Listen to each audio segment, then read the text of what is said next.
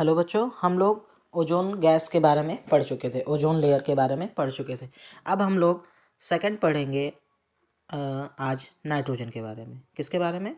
Nitrogen के बारे में। नाइट्रोजन का एटॉमिक नंबर जो होता है वो 7 होता है और एटॉमिक मास 14। देखो, एटॉमिक नंबर और एटॉमिक मास में मेनली डिफरेंस क्या होता है? देखो, जो एटॉमिक मास होता है वो एटॉमिक नंबर का जस्ट डबल होता है।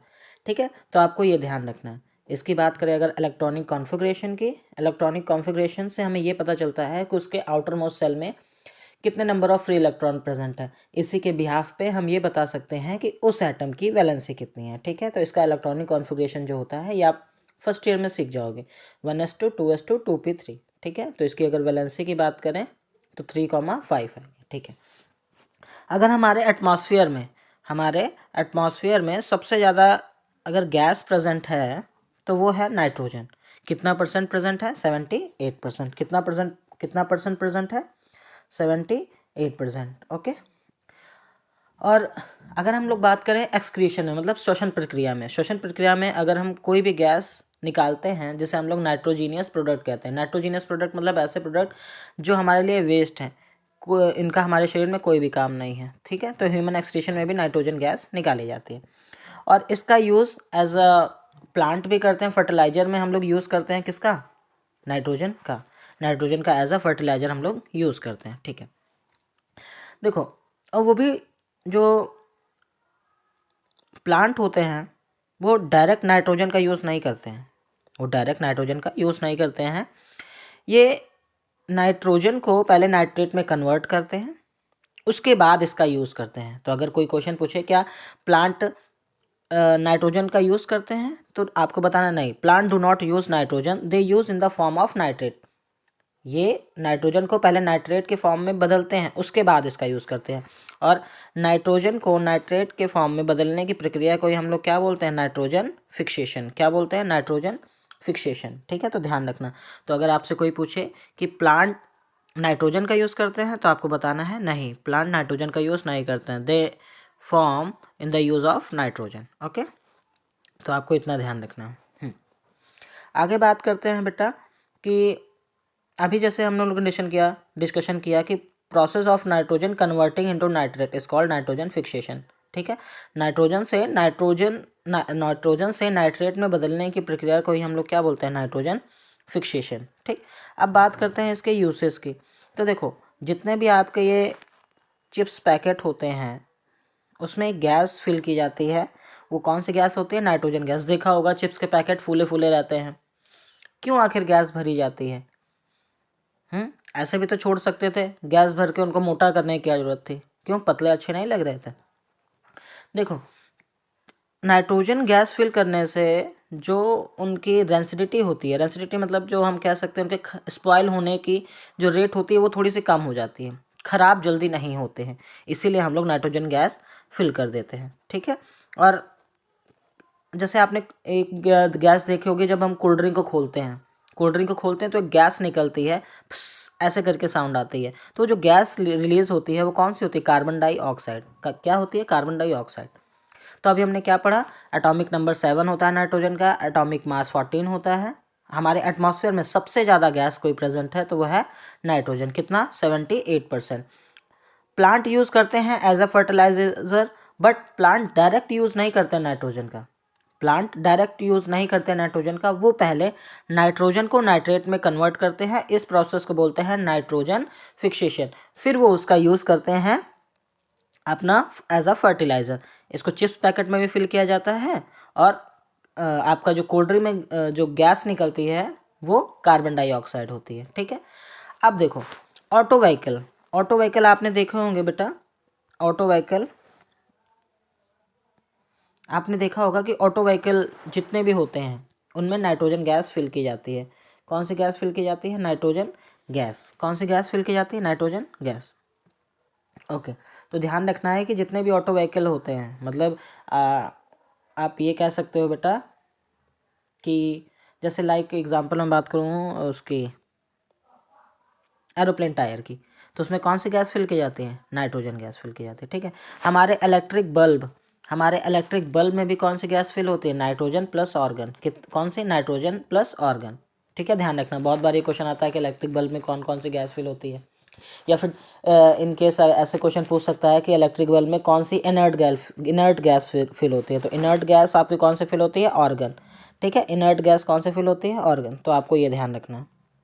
ठीक है, ओके। अब बात करते हैं एज अ रेफ्रिजरेटर में भी अब हम लोग यूज़ करने लगे हैं। लिक्विड नाइट्रोजन का एज अ रेफ्रिजरेटर में भी हम लोग यूज़ करने लगे हैं। ठीक है, तो ये ध्यान रखना है, एज अ रेफ्रिजरेंट में भी हम लोग लिक्विड नाइट्रोजन का यूज़ करते हैं। इसका टेम्परेचर -198 डिग्री सेंटीग्रेड तो -196 डिग्री सेंटीग्रेड होता है। अब सोच लो, इतना माइनस में होता है तो आइसक्रीम कैसे पिघल सकते हैं, इसलिए इसका यूज़ आइसक्रीम फैक्ट्री में भी करते हैं। तो लिक्विड नाइट्रोजन का यूज़ हम लोग कहाँ करते हैं, आइसक्रीम फैक्ट्री में। ठीक है, और आपने देखा होगा कभी आप बायो लैब गए होंगे, तो बायो लैब में भी क्या होता है आपका, कुछ बहुत पुरानी चीज़ें रखी होती हैं। देखा होगा कि ह्यूमन का एम्ब्रियो रखा होगा, स्पर्म प्रिजर्व किए जाते हैं, पॉलन ग्रेन प्रिजर्व किए जाते हैं, बहुत सारे कीड़े मकोड़े, बहुत सारे इंसेक्ट प्रिजर्व किए जाते हैं। तो वो जो सोल्यूशन होता है वो नाइट्रोजन का होता है। इससे क्या, जो सोल्यूशन जो होता है वो कौन सा होता है, नाइट्रोजन का। ठीक है, तो आपको ये ध्यान रखना है कि सोल्यूशन किसका होता है, वो नाइट्रोजन का, जिसमें वो सब प्रिजर्व किए जाते हैं। ठीक है, देखो एरोप्लेन टायर में भी हमने बताया था ना, अभी जो ये डिस्कशन किया था कि एरोप्लेन टायर में आपका गर्मियों में और विंटर में दोनों में हीलियम फिल की जाती है। ठीक है, और अगर समर गर्मियों में बात करें तो देखो थोड़ा सा एक्सपेंड होता है, गर्मियों में थोड़ी सी गैस एक्सपेंड होती है, फैलती है, इसलिए गर्मी में हम लोग नाइट्रोजन फिल करते हैं। ठीक है, गर्मी में हम लोग कौन सी गैस फिल करते हैं, नाइट्रोजन फिल करते हैं। तो आपको ये ध्यान रखना है कि एरोप्लेन टायर में हीलियम गैस फिल की जाती है और समर में नाइट्रोजन गैस फिल की जाती है। ठीक है, इतना ध्यान रखना है आपको। ओके, तो रिएक्टिविटी सीरीज लर्न कर लेते हैं। रिएक्टिविटी सीरीज बहुत इंपॉर्टेंट है आपके लिए। रिएक्टिविटी सीरीज में देखो, आपको रिएक्टिविटी सीरीज से ये पता चलता है कि कौन सा एलिमेंट किसको रिप्लेस कर लेगा।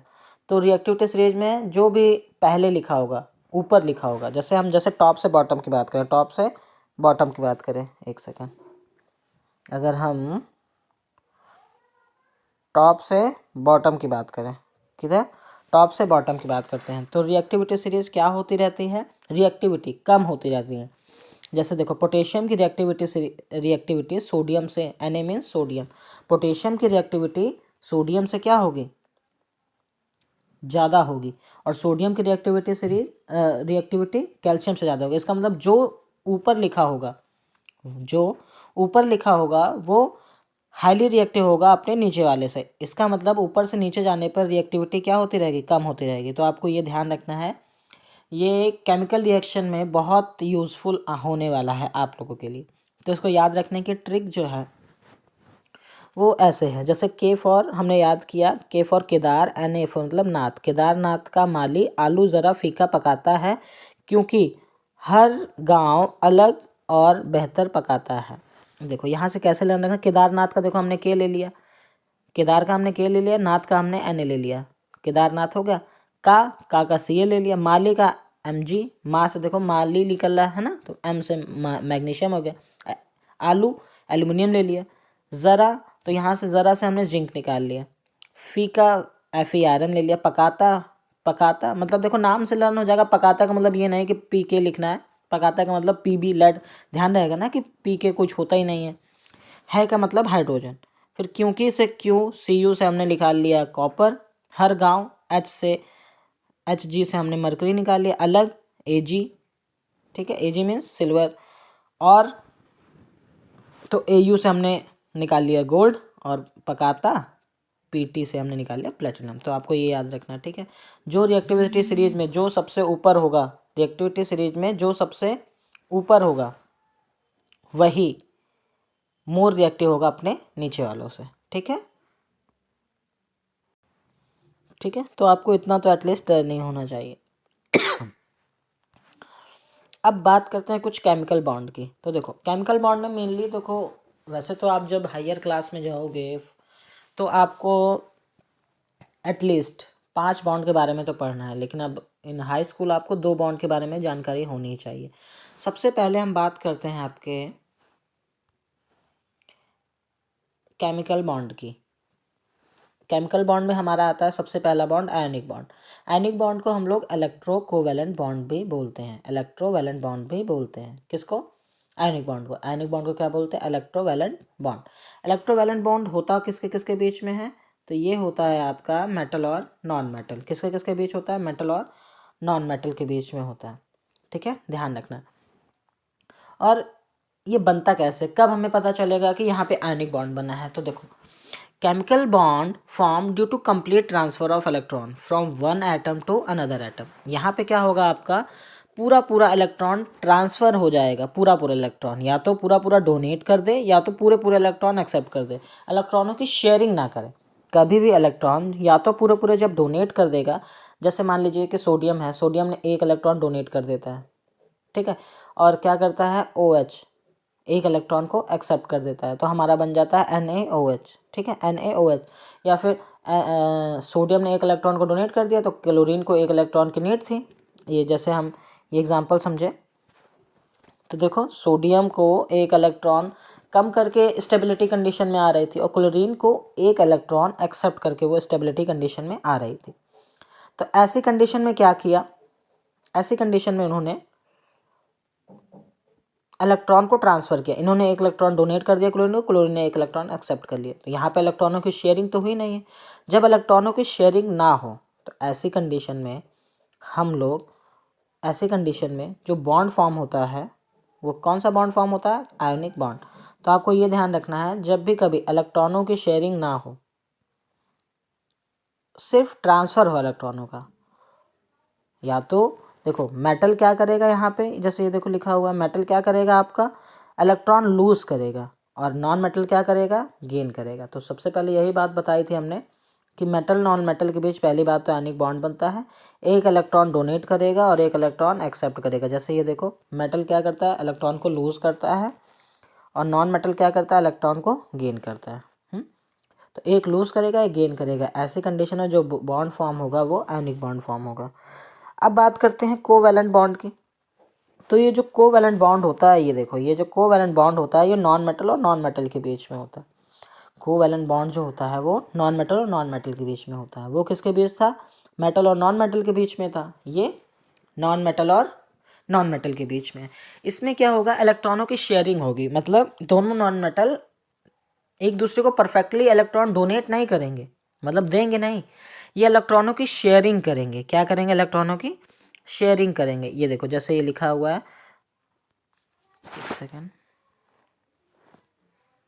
जैसे ये देखो लिखा हुआ है आपका, ये लाइन पढ़ो, देखो क्या लिखी हुई है।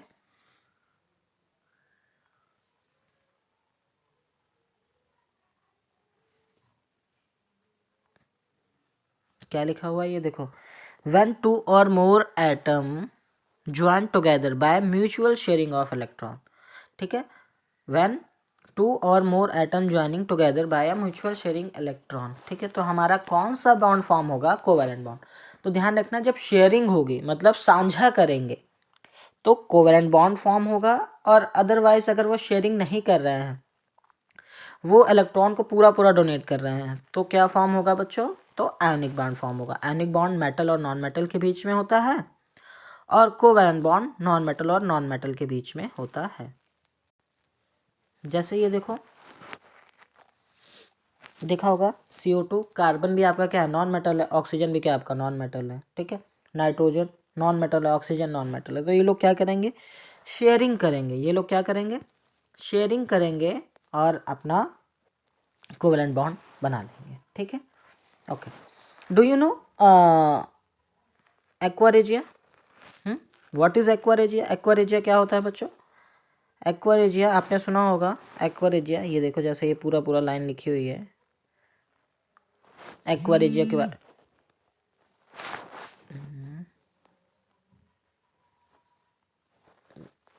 जैसे ये देखो, एक्वारेजिया के बारे में लिखा हुआ है। एक्वारेजिया को हिंदी में बोलते हैं अम्लराज। क्या बोलते हैं? अम्लराज। अम्लराज क्या होता है बेटा? अम्लराज जो होता है, एक्वा रेजिया जो मिक्सचर होता है, ये HCl मतलब हाइड्रोक्लोरिक एसिड और HNO3 मीन्स नाइट्रिक एसिड, इसका मिक्सचर होता है। तो मतलब ये हाई स्कूल का फेवरेट क्वेश्चन है, अगर ऑब्जेक्टिव में भी पूछ सकता है या फिर आपका डू यू नो में भी क्वेश्चन पूछ सकता है कि व्हाट इज एक्वा रेजिया। तो aqua regia is a freshly prepared mixture of concentrated, याद रखना जो हाइड्रोक्लोरिक होगा वो कंसनट्रेटेड होगा, कंसनट्रेटेड, ओके। और जो आपका नाइट्रिक एसिड मतलब HNO3 होगा, ये भी कंसनट्रेटेड होगा, और इनका रेशियो जो होगा 3:1, मतलब जो प्रिपेयर होंगे वो 3:1 में प्रिपेयर होंगे, ओके। मतलब हाइड्रोक्लोरिक का अमाउंट अगर 3 रेशियो में रहेगा तो आपका नाइट्रिक एसिड वो 1 के रेशियो में रहेगा। तो इतना ध्यान रखना है बच्चों कि एक्वा रेजिया किसका किसका मिक्सचर होता है बेटा। Aqua regia is a freshly mixture of concentrated hydrochloric acid and concentrated HNO3। तो ओके, यू शुड रिमेंबर, इसको ध्यान रखना है आपको, ठीक है। It is also known as a royal water. Royal water इसे क्यों कहते हैं? रॉयल वाटर कहने का सिर्फ ये रीज़न है कि रॉयल वाटर, जैसे इसमें क्या करते हैं हम लोग, मेटल को, metal means like AU means gold, gold को क्या करते हैं, डिज़ोल्व करते हैं। तो शाही पानी के भी नाम से इसे जाना जाता है। क्यों? क्योंकि इसमें जब डिज़ोल्व करते हैं, घोलते हैं, तो क्या होता है बेटा, कुछ छोटे छोटे पार्टिकल इसके गोल्ड के रह जाते हैं, जिसके लिए वो बहुत ज़्यादा कीमती बन जाता है, इसलिए इसे रॉयल वाटर कहते हैं। इट कैन डिज़ोल्व गोल्ड, इसमें गोल्ड को, ये देखो, इट कैन डिज़ोल्व गोल्ड, इसमें गोल्ड को क्या करते हैं, डिज़ोल्व करते हैं। Aqua regia is a highly corrosive fuming liquid, ठीक है, बहुत ज़्यादा कोरोजिव रहता है। It is one of the reagent that is to be able dissolve gold and platinum, ध्यान रखना, ठीक है। इसी रॉयल वाटर में हम लोग गोल्ड को भी डिज़ोल्व करते हैं, क्योंकि देखो बेटा, अगर मान लीजिए हमें सोने की चैन है, अब उसे किसी और मान लीजिए उसे और किसी शेप में ढालना है, तो उसे सबसे पहले मेल्ट करना होगा ना। ऐसा थोड़ी कि उसको गुलमटिया के जो है बना देंगे, सोने की चैन को अंगूठी बन गई, लो पहनो इसको, उसको डिज़ोल्व करेंगे, घोलेंगे। तो इसी वाटर में घोलते हैं। प्लेटिनम, ध्यान रखना बच्चों, प्लेटिनम को हम लोग क्या बोलते हैं, इसको एक और नाम से जानते हैं वाइट गोल्ड, ठीक है, इसको एक और नाम से जानते हैं वाइट गोल्ड। तो आपको ये ध्यान रखना है।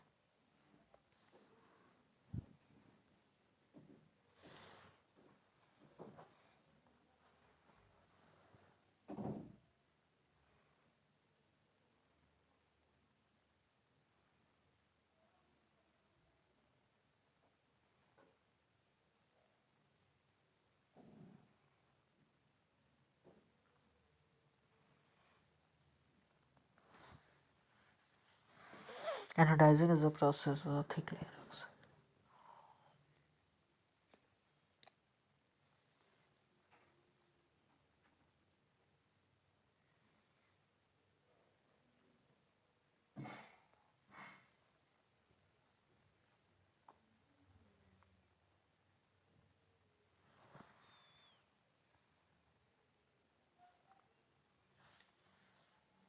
देखो, जो एनोडाइजिंग होता है, एनोडाइजिंग आपका as a protective layer work करता है।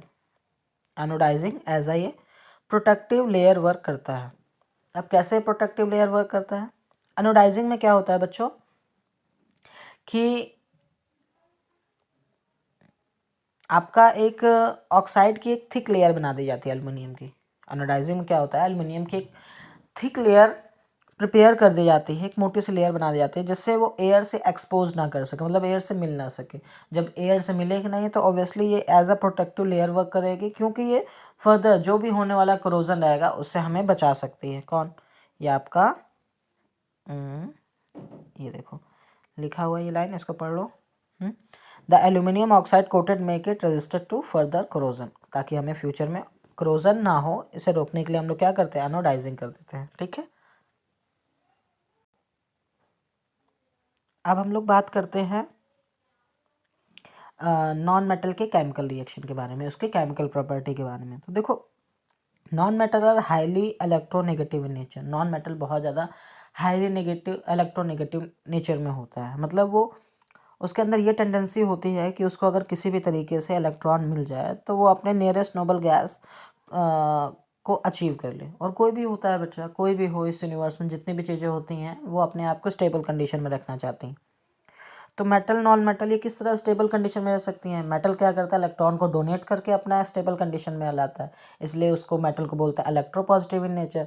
और नॉन मेटल जो होता है बच्चों, ये आपका इलेक्ट्रॉन को एक्सेप्ट करके लाता है, एक्सेप्ट करके नियरेस्ट नोबल गैस के कॉन्फ़िगरेशन के नियर लाता है, वो अचीव करता है, तो उसे इसलिए उसे इलेक्ट्रोनेगेटिव इन नेचर में कहा जाता है। जैसे एग्जांपल में हम बात करते हैं सबसे पहले रिएक्शन विद ऑक्सीजन की, रिएक्शन विद ऑक्सीजन की। तो ये देखो आपने रिएक्शन विद ऑक्सीजन में देखा कि non metal react with oxygen to form oxide. Non metal अगर किसी भी ऑक्सीजन के साथ रिएक्ट करता है तो मेटल उसी नॉन मेटल का नॉन मेटेलिक ऑक्साइड बना लेता है। और दिस ऑक्साइड में भी एसिडिक और न्यूट्रल, ये ध्यान रखना ये वाला पॉइंट कि ये जो नॉन मेटल ऑक्साइड बनाएगा, ये नॉन मेटल जो ऑक्साइड बनाएगा, इट में भी एसिडिक और न्यूट्रल, या तो ये अम्लीय होगा एसिडिक नेचर में होगा, या तो वो न्यूट्रल होगा। They never form basic oxide, ये कभी भी बेसिक ऑक्साइड नहीं बनाएगा। तो ध्यान रखना है आपको कि नॉन मेटल अगर ऑक्सीजन से रिएक्ट करके नॉन मेटेलिक ऑक्साइड बनाता है तो वो एसिडिक और न्यूट्रल नेचर का होगा, कभी भी बेसिक नेचर का नहीं होगा। तो आपको ये ध्यान रखना है, ठीक है। अब देखो एक और चीज़, ये देखो लिखी हुई है, when carbon burn in excess of air, इस लाइन को पढ़ो, देखो क्या लिखा हुआ, when carbon burns in the excess of air then it form carbon dioxide. अगर कार्बन को हम लोग एयर में क्या प्रेजेंट होता है, ऑक्सीजन, तो कार्बन जब ऑक्सीजन कांटेक्ट में आएगा तो फिर बर्न होगा, जब बर्न होगा तो क्या फॉर्म होगा, कार्बन डाइऑक्साइड। तो ये आपको ये भी ध्यान रखना है। कार्बन मोनोऑक्साइड, कार्बन मोनोऑक्साइड क्या होता है, CO, dissolve in water to form carbonic acid which turns blue litmus to red. और क्या करता है बेटा कि अगर ये कार्बन मोनो, इस लाइन को आप ये पढ़ो, ये देखो ये लाइन क्या लिखी हुई है कि कार्बन मोनोऑक्साइड अगर वाटर में डिजॉल्व किया जाता है, मतलब वाटर में जब घोला जाता है, to form carbonic acid form होता है which turns blue litmus to red. और ये कार्बोनिक एसिड क्या करता है, एसिड है, तो एसिड का वर्क क्या होता है कि ये नीले लिटमस को लाल लिटमस में बदल देता है, it turns blue litmus to red. तो ये बहुत बार क्वेश्चन आता है बेटा कि अम्ल की प्रवृत्ति कैसे होती है, ये नीले लिटमस को लाल लिटमस में बदल देता है।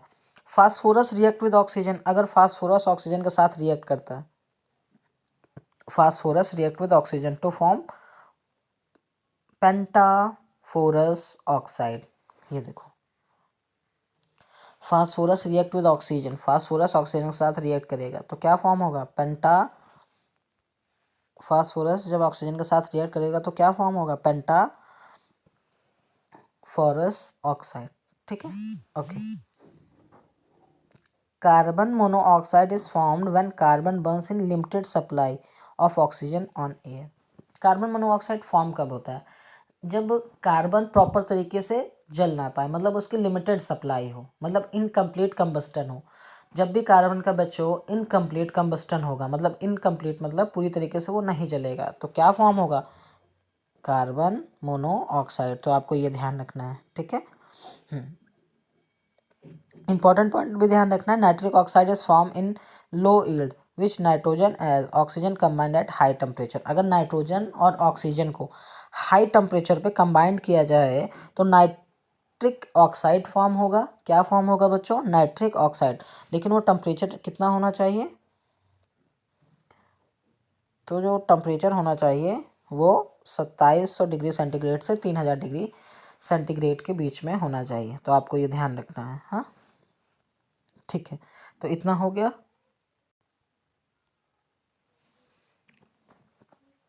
इतना हो गया, ठीक है। तो ये ध्यान रखना है। अगला देखो, रिएक्शन विद सॉल्ट।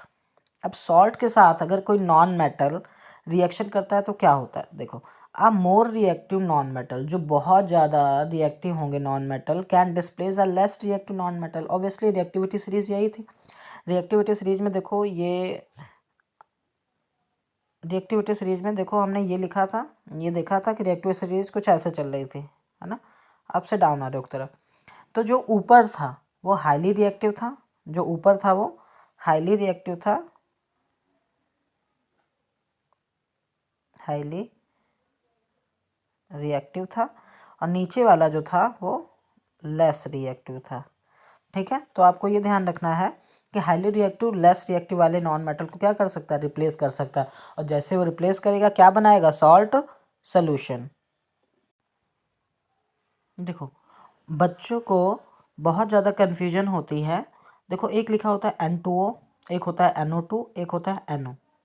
तो आपको ये ध्यान रखना है कि जो N2O होता है इसे नाइट्रस ऑक्साइड बोलते हैं। नाइट्रस ऑक्साइड मतलब यही लाफिंग गैस होती है, तो कंफ्यूज नहीं होना। नाइट्रस ऑक्साइड को हम लोग लाफिंग गैस कहते हैं। एक होता है NO2, ये होता है नाइट्रोजन डाइऑक्साइड। एक होता है NO, नाइट्रिक ऑक्साइड। तो तीनों में डिफरेंस है, इसको ध्यान रखना। लाफिंग गैस N2O होती है।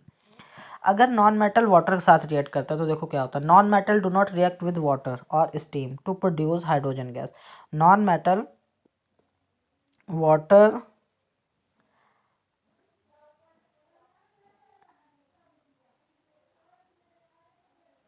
Non metal do not react with water और स्टीम। नॉन मेटल जो है ना तो non metal do not react with water और steam to produce hydrogen gas. Non metal ना तो वाटर के साथ और ना तो स्टीम के साथ, स्टीम मतलब भाप के साथ रिएक्ट करता है ताकि वो हाइड्रोजन गैस बना सके। Because non metal can reduce ion of water to hydrogen gas. ठीक है, तो आपको ये इंपॉर्टेंट पॉइंट है बेटा, इसको